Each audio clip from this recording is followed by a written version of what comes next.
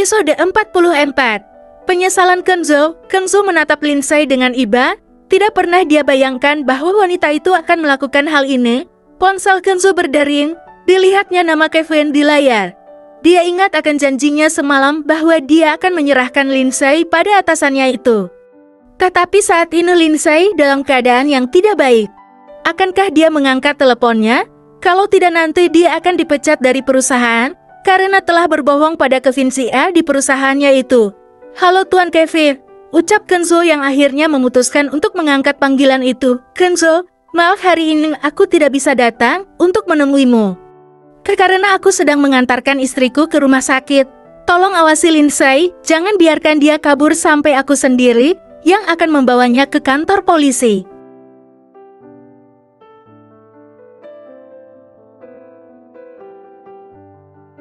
Baiklah Tuan, serahkan pada saya. Aku tidak akan ke kantor dulu. Kamu urus klien kita yang akan menandatangani kontrak kerjasama dengan perusahaan.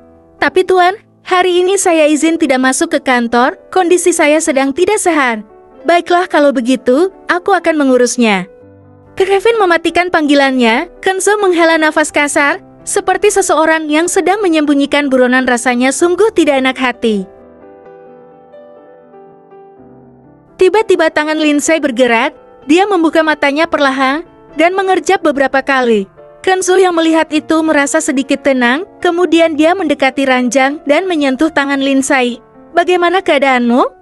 Tanya Kenzo. Lindsay menatap pria di hadapannya itu, ada perasaan marah dan kecewa yang terpancar di matanya. Untuk apa kamu menyelamatkanku? Ucap Lindsay lirih. Memandang tangan yang dipegang oleh Kenzo, pria itu meremas lembut kemudian mencium punggung tangan Lindsay berkali-kali. Lindsay, maafkan aku. Maaf karena telah melakukan tindakan bodoh itu padamu, ucap Kenzo. Lindsay mengalihkan pandangannya. Perasaannya saat ini benar-benar diliputi rasa penyesalan yang sangat dalam. Hika, tiba-tiba wanita itu menitikkan air matanya. Kenapa kamu menyelamatku? Seharusnya biarkan aku mati saja, seru Lindsay. Wanita itu mencengkram rambutnya dengan sebelah tangannya, menarik keras frustrasi dengan keadaan yang menimpanya saat ini. Kenzo yang melihat hal itu menjadi tidak tega, kemudian dia membawa Lindsay ke dalam pelukannya.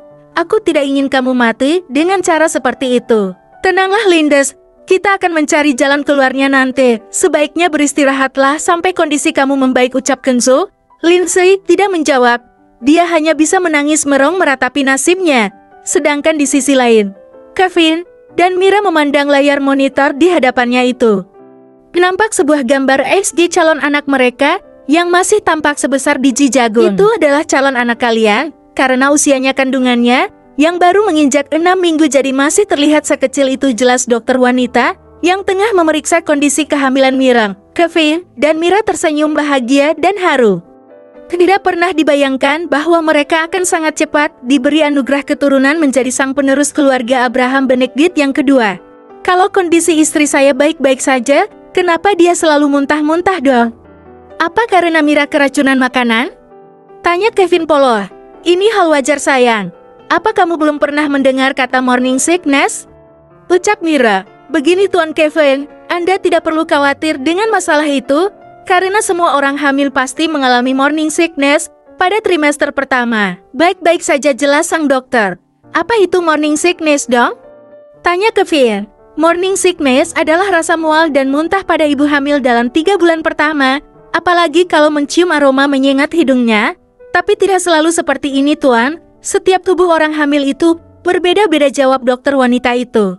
Apakah tidak ada obatnya? Istriku ini juga nafsu makannya berkurang? Tanya Kevin lagi. Itu adalah hal wajar Tuan. Sudah ku bilangkan sayang. Itu adalah kondisi yang wajar, ucap Mira. Kondisi kehamilan Nona Mira saat ini sangat baik dan sehat dan yang paling penting baik-baik saja, ucap sang dokter.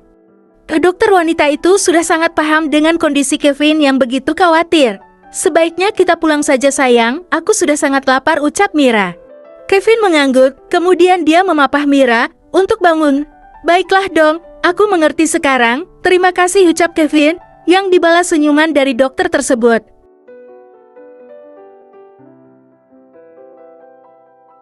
Kemudian mereka langsung pergi dari ruang pemeriksaan itu. Dalam perjalanan menuju ke apartemen, tiba-tiba Mira merasa sedih.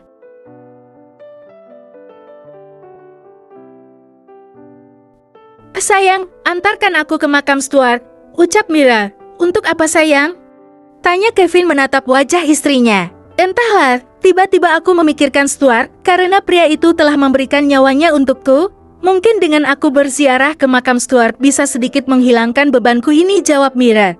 "Jangan terlalu memikirkan Stuart sayang, dia sudah tenang di sana. Aku dengar dari orang-orang, kalau kita sering memikirkan sesuatu saat hamil nanti anak kita akan seperti dia. Seperti orang yang kamu pikirkan itu." Mira hanya tersenyum mendengar ucapan suaminya. Memang benar apa kata Kevin. Kalau dulu Mira sering mendengar itu dari neneknya yang ada di Indonesia, bahwa nanti anak kita akan mirip dengan kelakuan orang yang selalu dipikirkan. "Dia itu anakmu sayang, bukan anak Stuart." "Mana mungkin akan mirip dengan Stuart," jawab Mira terkekar. "Baiklah, kalau itu keinginanmu kita akan mengunjungi makamnya," jawab Kevin sedikit merasa lega, karena istrinya itu sudah bisa tertawa. Kevin segera menyuruh sopirnya untuk mengantarkan Mira ke area pemakaman tempat peristirahatan Stuart, sedangkan di rumah sakit, Kenzo dengan telaten menyuapi Lindsay. Meskipun wanita itu selalu menolak untuk makan, tapi Kenzo berhasil membujuknya. "Aku sudah kenyang kan?" ucap Lindsay. "Baiklah, kalau begitu minum dulu," ucap Kenzo mengambilkan air minum untuk Lindsay. Wanita itu mengambil gelas yang dibawa Kenzo dan meneguknya setengah. Tiba-tiba dari arah pintu terdengar suara gadul.